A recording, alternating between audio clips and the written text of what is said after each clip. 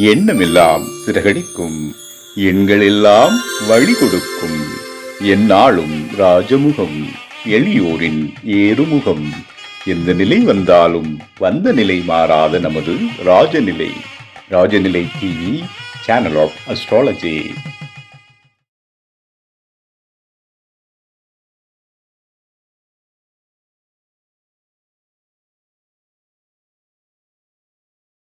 வாழ்க வையகம், வாழ்க வையகம், வாழ்க வளமுடன். அம்மா அப்பா பாதம் பணிந்து வணங்குகிறேன். ஜோதிட குருமார்களுக்கும் நவகிரகங்களுக்கும் பஞ்சபூதங்களுக்கும் பிரபஞ்சத்திற்கும் குலதெய்வத்திற்கும் என் அன்பான வணக்கம்.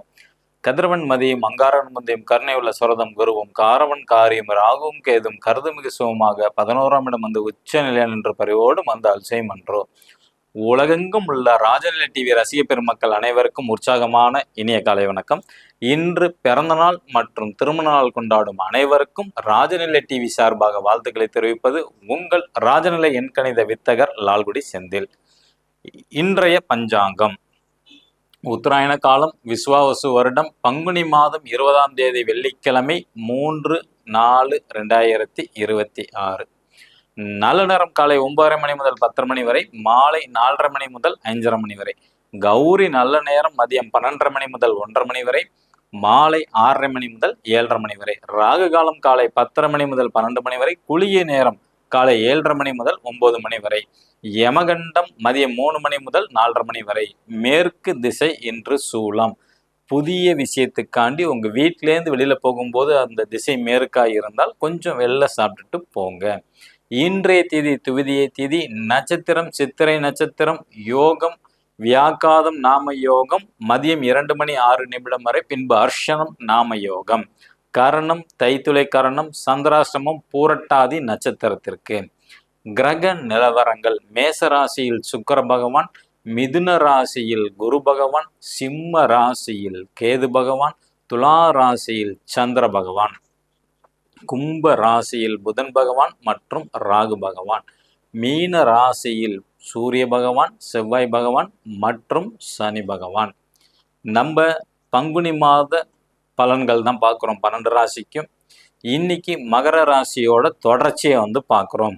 இந்த மகர ராசியில் பிறந்தவங்களுக்கு வேலை வாய்ப்பு ப்ளஸ் வேலை எப்படி இருக்கும் அப்படிங்கிறது தான் பார்க்குறோம்.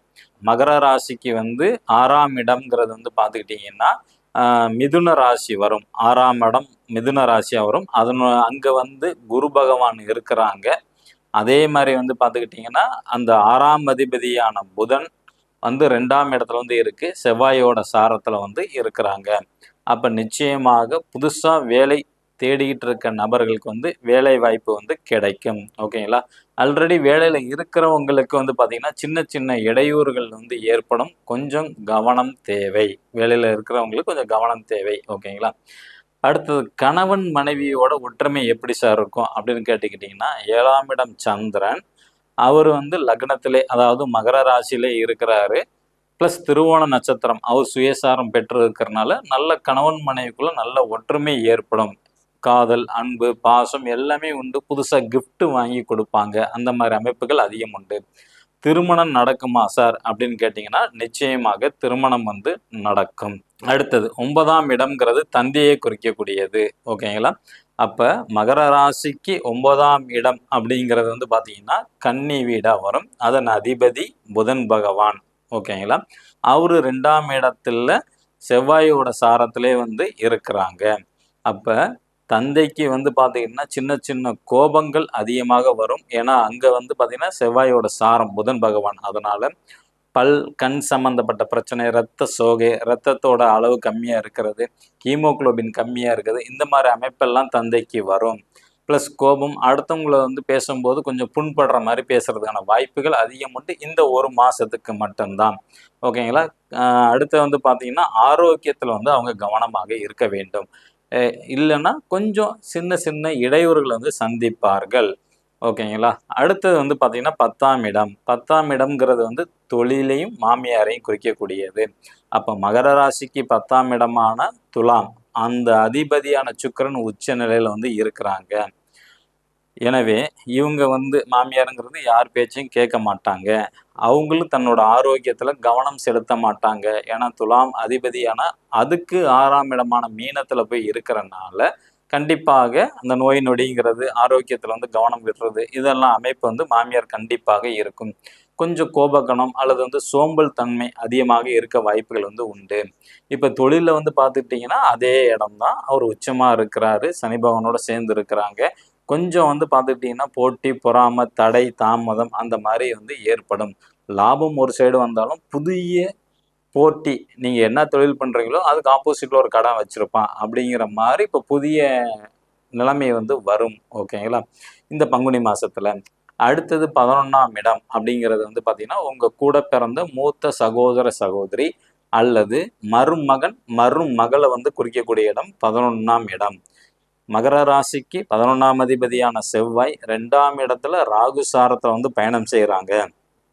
அப்ப செவ்வாய் அந்த வீட்ல இருந்து பார்க்கும்போது 4ஆம் இடத்துல போய் இருக்கிற மாரி கணக்கு. அப்ப வந்து கண்டிப்பாக மருமகன், மருமகள் அல்லது வந்து பார்த்தீங்கன்னா, மூத்த உடன்பிறப்பு வந்து பார்த்தீங்கன்னா, வீடு, வாகனம், நகை வாங்கக்கூடிய அமைப்புகள் வந்து அதிகமாக உண்டு. நிலம் வாங்குறதுக்கான அமைப்புகள் வந்து உண்டு. உடம்புல வந்து உஷ்ணம் சம்பந்தப்பட்ட வியாதி வரும். ஏன்னா செவ்வாய் ராகு சாரத்துல இருக்கனால உடம்பு கொஞ்சம் ஹீட்டு சம்பந்தப்பட்ட விஷயத்துல வந்து கவனமாக இருக்க வேண்டும். பங்குனி மாதம் கொஞ்சம் வெயில் அதிகமா அடிக்கக்கூடிய காலங்கள் இப்பல்லாம். அப்ப அதிகமா நீர்மோர் எடுத்துக்கிறது ரொம்ப நல்லது. அல்லது எலுமிச்சம் ஜூஸ் போட்டு குடிக்கிறது ரொம்ப நல்லது. அந்த உடல் சூட்ட வந்து குறைக்கும். கொஞ்சம் சின்ன சின்ன கட்டி, கொப்பளம்லாம் வராம பார்த்துக்கலாம். பொதுவா எல்லா ராசிக்காரங்களும் வெயில் காலத்துல வந்து நீர்மோர் எடுத்துக்கிறது ரொம்ப சிறப்பானது. பழைய சாதம், பழைய கஞ்சி எடுத்துக்கிறதுனா ரொம்ப ஆரோக்கியமானது. ஓகேங்களா? பதவி கிடைக்குமா சார் அப்படின்னா, குறுக்கு வழியில வந்து கிடைக்கும். ஏன்னா அதே தான் 11ஆம் அதிபதி செவ்வாய். அவர் ராகு சாரம். ராகுனாவே குறுக்கு வழியில தான் முயற்சி செய்வார்கள். அது கண்டிப்பா கிடைக்கும். அடுத்தது 12ஆம் இடம் வெளிநாட்டை குறிக்கக்கூடியது. இப்ப மகராசியில பிறந்தவங்க வெளிநாடு போகணும்னு நினைக்கிறாங்க அப்படின்னா, அவங்களுக்கு கிடைக்குமா சார் அப்படின்னா, நிச்சயமாக கிடைக்கும். ஏன்னா 12ஆம் அதிபதி குரு, அவரு வந்து பார்த்துக்கிட்டீங்கன்னா, மகர ராசிக்கு 6ஆம் இடத்துல இருந்து 12ஆம் இடத்த பார்க்கறனால, வெளிநாட்டு யோகம்ங்கிறது கண்டிப்பாக மகர ராசி நேயர்களுக்கு வந்து உண்டு. நாளைக்கு கும்ப ராசிக்கு நம்ம டீட்டெயில்டா பார்க்கலாம். புதுசா பார்க்கக்கூடிய நண்பர்கள் இந்த மாதிரி ஒரு பர்மனன்ட் மார்க்கர் வாங்கிங்க. உங்களோட கோரிக்கை எதுவா இருந்தாலும் நிச்சயமாக நிறைவேறும். 100 நாள்ல தான். ஓகேங்களா? 100 நாள் கோரிக்கை அனைத்தும் ஒரே மாதிரியாக இருக்க வேண்டும். பாசிட்டிவாக இருக்க வேண்டும்.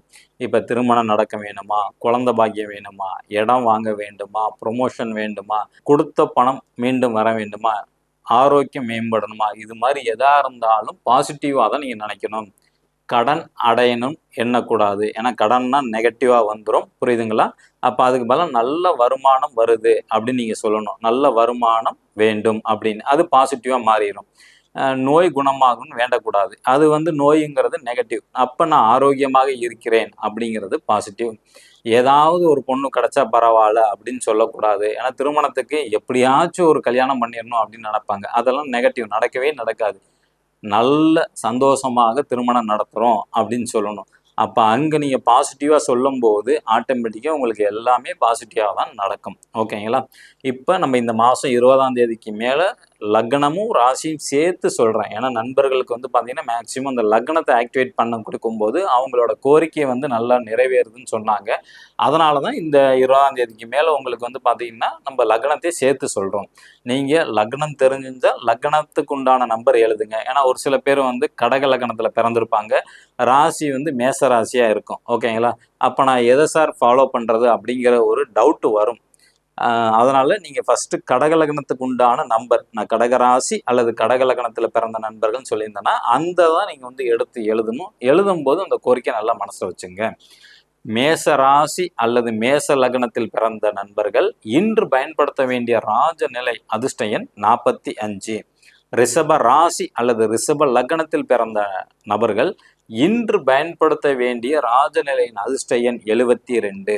மிதுன ராசி அல்லது மிதுன லக்னத்தில் பிறந்த நண்பர்கள் இன்று பயன்படுத்த வேண்டிய ராஜநிலை அதிர்ஷ்ட எண் 41. கடக ராசி அல்லது கடக லக்னத்தில் பிறந்த நண்பர்கள் இன்று பயன்படுத்த வேண்டிய ராஜநிலையின் அதிர்ஷ்ட எண் 87. சிம்ம ராசி அல்லது சிம்ம லக்னத்தில் பிறந்த நண்பர்கள் இன்று பயன்படுத்த வேண்டிய ராஜநிலையின் அதிர்ஷ்ட எண் 74. கன்னி ராசி அல்லது கன்னி லக்னத்தில் பிறந்த நண்பர்கள் இன்று பயன்படுத்த வேண்டிய ராஜநிலையின் அதிர்ஷ்ட எண் 85. துலாம் ராசி அல்லது துலாம் லக்னத்தில் பிறந்த நண்பர்கள் இன்று பயன்படுத்த வேண்டிய ராஜநிலையின் அதிர்ஷ்ட எண் 80. விருச்சிக ராசி அல்லது விருச்சிக லக்னத்தில் பிறந்த நண்பர்கள் இன்று பயன்படுத்த வேண்டிய ராஜநிலையின் அதிர்ஷ்ட எண் 06. தனுசு ராசி அல்லது தனுசு லக்னத்தில் பிறந்த நண்பர்கள் இன்று பயன்படுத்த வேண்டிய ராஜநிலையின் அதிர்ஷ்ட எண் 10. மகர ராசி அல்லது மகர லக்னத்தில் பிறந்த நண்பர்கள் இன்று பயன்படுத்த வேண்டிய ராஜநிலை அதிர்ஷ்ட எண் 04. கும்ப ராசி அல்லது கும்ப லக்னத்தில் பிறந்த நண்பர்கள் இன்று பயன்படுத்த வேண்டிய ராஜநிலையின் அதிர்ஷ்ட எண் 14. மீன ராசி அல்லது மீன லக்னத்தில் பிறந்த நண்பர்கள் இன்று பயன்படுத்த வேண்டிய ராஜநிலையின் அதிர்ஷ்ட எண் 42. இதெல்லாம் காமனான ராஜநிலையோட எண்கள். ஓகேங்களா? உங்க ஜாதகப்படி உங்களுக்கு உண்டான அதிர்ஷ்டமான நம்பர் வேணும்னா கீழே உள்ள வாட்ஸ்அப் நம்பருக்கு தொடர்பு கொள்ளுங்க. நிச்சயமா குரு காணிக்கை வாங்கிட்டு தான் நம்பர் நான் எடுத்து கொடுக்கப்படும். ஓகேங்களா? இந்த நாள் இனிய நாளா அமைய அடியேனும் பிரபஞ்சத்திடம் பிரார்த்தனை செய்து கொண்டு உங்களிடமிருந்து விடை பெற்றுக் கொள்வது உங்கள் ராஜநிலை எண்கணித வித்தகர் லால்குடி செந்தில். நன்றி, வணக்கம், வாழ்க வளமுடன்.